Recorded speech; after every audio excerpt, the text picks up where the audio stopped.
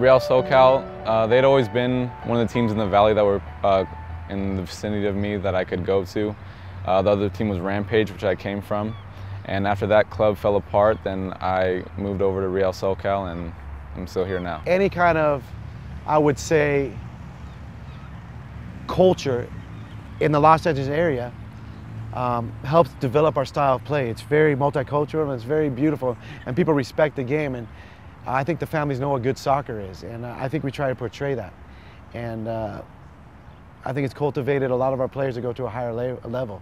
Played club and AV, but competition really wasn't as high as it wanted it to be, so I started going down to the Valley age 12 and played for Samba. And I played for them with 2 years, and then they disbanded and joined with SoCal United to form Real SoCal, and I've played there ever since. The level of play, definitely, so much different than what I've played from. You know, when you play in high school, there's that 3 or 4 good kids on the team. When you play in club teams, not every player's good, but in academy, every single player's good. From the bench to starters, from keepers to forwards, everyone is. The level of play is so much more experienced, so much more quicker, everything. The players respond so well because they have been so thirsty for more knowledge, more education. And I think we're providing that to them now. They put somebody on the wall right here. They put somebody on the wall right here. Dante out, hey. You gotta mark that man. Mark it. It was a tough season. You know, we started off great, first place, and then we had lost a teammate.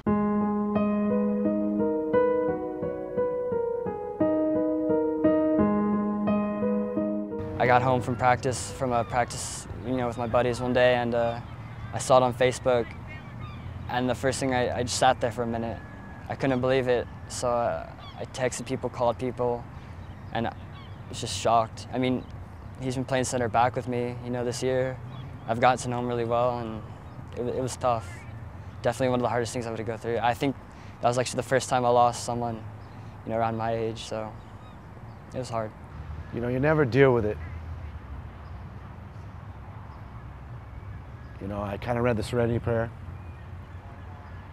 And what happened to him is I wasn't in control of it. And as a coach, you know, you think, you know, we took that week off because it was Easter break and maybe we could have had a practice. And as a coach, you always look at how you can help somebody. And that's just a natural thing of, I think, teachers and coaches. And then my second thought came after the young man, he just suddenly left us. You know, the kids around him, how do you cope with that? Great, one of my great friends. I mean, I saw him every day, always happy, never sad, just great kid. It's just hard to think that he's gone, you know? We had a service at Stevie Manios' house, a small service just for the team and some of his close friends. And I think that's when it really hit hard for me, because seeing his parents there and seeing his teammates and his close friends and getting emotional about it and just sharing the memories with him or about him, that's the time when it really hit us. We went in a slump, lost 6 games right before playoffs, and went to Dallas, played the best soccer we've ever played in the last 2 years, and we advanced, which was really nice. And we're not trying to win it just for ourselves, we're trying to do it for him too, because that's what he wanted. Before the games, we always say Herman in the huddle and everything, pray for him, and then pray he's with us, and just he's always in our heads. We have his number on the back of our jerseys right here, and then, yeah. We definitely dedicated the season to Romero because, I mean, he's like a brother to all of us. I think he wanted it just as much as we did, if not maybe a little more, and definitely dedicated to him.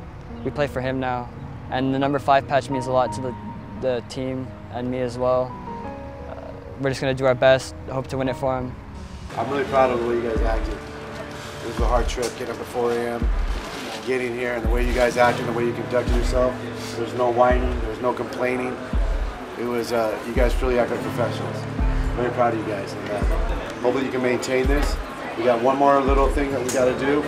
First we got to get our baggage, and then we got to go on and a little bus ride. So let's take advantage of, we can look at it as a negative. The negative is we have to take a bus ride. But the positive is not many of you have seen this part of the country. So you take a look and see this part of the country and try and enjoy it. Enjoy the ride. I've never been to something this big before, and the whole atmosphere of being here and everything, it's just, it feels like a big tournament. It feels like we're almost pro. Like, it just feels like the food's there for free, the trip was free, everything's free. It just feels great. Like, it just feels like professional. I mean, yeah, it's great. Well, the food's actually not that bad. The first time I came into the cafeteria, I'd think it'd be a little gross, but I tried everything and it's actually pretty good. Lunch was good today, that was nice. There's a big breakfast, you know, and you don't have to pay for anything, so that's nice about it. And it's good food. Come on, Q, show him, man, show him. Oh! I knew Q had it. If we want to be good against Galaxy, we got to be able to possess the ball more than 3 or 4 passes. We can't just give it and give it to them. Get it and give it to them. Get it and give it to them. That takes full concentration. The mental aspect of this game is going to be huge. We're capable of doing it. I think there's a little rivalry between the teams. Them being one of the strongest teams and getting their players from a lot of the clubs that we know, and us knowing a lot of the players and seeing them, and just the fact that they're an MLS team too, is that it's a little like, you guys are like not the pros, but just get that higher treatment, so we just want to come in and smash. I don't really, it's just because we're the only, we're like really close to each other in the valley over there, and then like, it's just, we don't really like each other a lot, I guess. It's just a team we dislike losing to. You know, we get beat by them every year, but we want to turn it around and we want to win. Quite frankly, they dominated us. They did dominate us. And we learned from the way they played, and we implemented it on our team in a good way, and we have the momentum.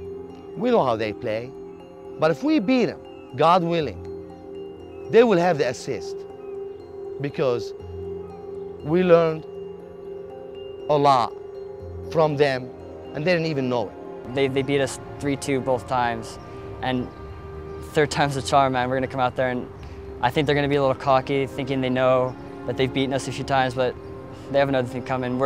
We prepared the whole season for this. We're in finals week, and them being the first team has only motivated us even more to come out there and show them that we're not a team to mess with. Actually, the player we lost, Alex Romero, his last game playing with us was against Galaxy. So every time we play Galaxy, we keep him in mind, knowing it was his last game. And it just motivates us even more, knowing, yeah, that we want to do it for him, and they've already beat us twice this season. So tomorrow we're going to have a lot of motivation, and hopefully we're ready to play.